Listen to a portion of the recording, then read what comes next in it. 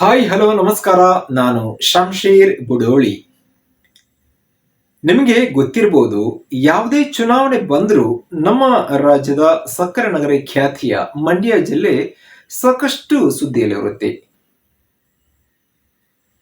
ದಿನಂಪ್ರತಿ ಯಾವುದೇ ಒಂದು ಬ್ರೇಕಿಂಗ್ ನ್ಯೂಸ್ ಅಲ್ಲಿಂದ ಬರುತ್ತೆ. ಯಾವುದೇ ಚುನಾವಣೆ ನಡೆದರೂ ಅಲ್ಲಿ ಜಿದ್ದಾಜಿದ್ದಿ ಕಾಣುತ್ತೆ. ಅದು ಲೋಕಸಭೆ, ವಿಧಾನಸಭೆ ಅಥವಾ ಲೋಕಲ್ ಚುನಾವಣೆ ಇರಬಹುದು. ಯಾವುದೇ ಎಲೆಕ್ಷನ್ ಬಂದರೂ ಮಂಡ್ಯ ಜಿಲ್ಲೆ ಸಾಕಷ್ಟು ಸುದ್ದಿಯಲ್ಲಿರುತ್ತೆ. ದಿನಂಪ್ರತಿ ಆ ವಿಚಾರದ ಬಗ್ಗೆ ಚರ್ಚೆ ನಡೆಯುತ್ತೆ.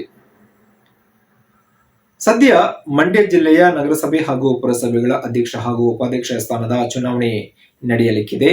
ಸಕ್ಕರೆ ನಗರ ಖ್ಯಾತಿಯ ಮಂಡ್ಯದಲ್ಲಿ ಯಾವುದೇ ಚುನಾವಣೆ ನಡೆದರೂ ಸಾಕಷ್ಟು ಜಿದ್ದಾಜಿದ್ದಿ ಸ್ಪರ್ಧೆಯಲ್ಲಿ ಕಾಣುತ್ತೆ. ಜೊತೆಗೆ ಅಭ್ಯರ್ಥಿಗಳ ಆಯ್ಕೆಯ ವಿಚಾರದಲ್ಲಿ ಕೂಡ ಕಾಣುತ್ತೆ. ಯಾಕಂದ್ರೆ ಇತ್ತೀಚೆಗೆ ಮುಗಿದಂತಹ ಲೋಕಸಭಾ ಚುನಾವಣೆ ಕೂಡ ಮಂಡ್ಯದಲ್ಲಿ ಸಾಕಷ್ಟು ಸುದ್ದಿಯಲ್ಲಿತ್ತು. ಹೀಗಾಗಿ ಯಾವುದೇ ಎಲೆಕ್ಷನ್ ಬಂದರೂ ಅಲ್ಲಿ ಸಾಕಷ್ಟು ಪೈಪೋಟಿ ಇರುವುದು ಮಂಡ್ಯದಲ್ಲಿ ಹೆಚ್ಚಾಗಿ.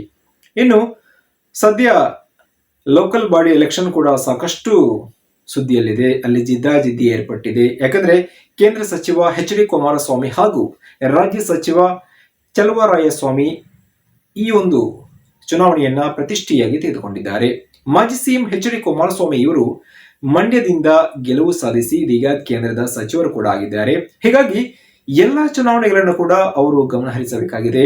ಗೆಲ್ಲಲೇಬೇಕಾದಂತಹ ಅನಿವಾರ್ಯತೆ, ಒತ್ತಡ, ಜವಾಬ್ದಾರಿ ಇರುವಂತದ್ದು. ಜೊತೆಗೆ ಜಿಲ್ಲಾ ಉಸ್ತುವಾರಿ ಸಚಿವ ಚಲುವರಾಯಸ್ವಾಮಿ ಇವರಿಗೆ ಪ್ರತಿಷ್ಠೆಯ ಪ್ರಶ್ನೆಯಾಗಿದೆ.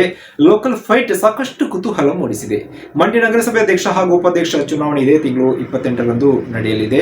ಒಟ್ಟು 35 ಸದಸ್ಯರ ಬಲ ಇದ್ದು ಅದರಲ್ಲಿ ಕಾಂಗ್ರೆಸ್ 10, ಜೆಡಿಎಸ್ 18, ಬಿಜೆಪಿ 2 ಹಾಗೂ ಪಕ್ಷೇತರ 5 ಸದಸ್ಯರು ಇದ್ದಾರೆ. ಇದರ ಜೊತೆಗೆ ಜೆಡಿಎಸ್ ಎಂಪಿ ಹಾಗೂ ಕಾಂಗ್ರೆಸ್ ಎಂಎಲ್ಎಗೆ ಮತದಾನದ ಹಕ್ಕಿದೆ. ಮ್ಯಾಜಿಕ್ ನಂಬರ್ 19 ಆಗಿದ್ದು ಹೀಗಾಗಿ ಇಲ್ಲಿ ಜಿದ್ದಾಜಿದ್ದಿ ಏರ್ಪಡಿರುವಂತದ್ದು.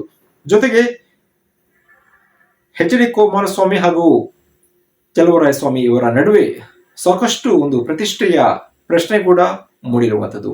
ಹೀಗಾಗಿ ಈ ಲೋಕಲ್ ಎಲೆಕ್ಷನ್ ಅನ್ನ ಇಲ್ಲಿ ಯಾರು ಗೆಲ್ತಾರೆ ಎಂಬುದು ಬಹಳಷ್ಟು ಕುತೂಹಲ ಮೂಡಿಸಿದೆ. ಇದಕ್ಕೆ ಮುಂದಿನ ದಿನವೇ ಉತ್ತರ ನೀಡಲಿದೆ. ಸದ್ಯಕ್ಕೆ ಈ ಮಾಹಿತಿಗೆ ಬ್ರೇಕ್ ಹಾಕ್ತಾ ಇದ್ದೀನಿ. ಮತ್ತೊಮ್ಮೆ ಹೊಸ ವಿಚಾರದೊಂದಿಗೆ ನಿಮ್ಮ ಮುಂದೆ ಬರ್ತೀನಿ. ಅಲ್ಲಿಯವರೆಗೂ ನಮಸ್ಕಾರ.